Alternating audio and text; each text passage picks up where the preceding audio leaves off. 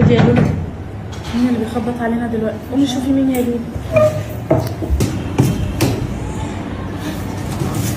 ايه يا بنتي ما فتحتيش الباب ليه؟ يا ماما دي عمته وتيتا. ايه يعني عمته وتيتا؟ سيبي الاكل يا ماما انا هشيل الاكل وبعد كده افتح له، عشان احنا لما نروح عندهم ما بيحطلناش ولا اكل ولا اي حاجه.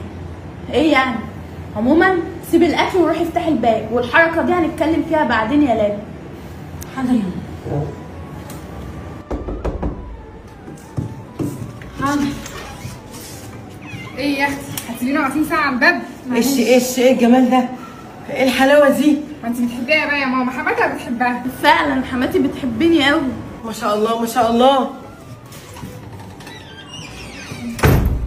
ده ايه ده كله؟ ايه ده كله؟ ما شاء الله ما شاء الله. ايه الاكل ده كله؟ والاكل ده كله يا اختي النفرين؟ وانا بقول فلوس ابني بتروح فين؟ على الاكل يا ماما. أتاريها عماله كل يوم تعمل شيء وشويات على ايه عشان نفرين بس هياكلوا. اتاريها مقشطاه اول باول، كل اللي بيبعته يا عيني يا ابني.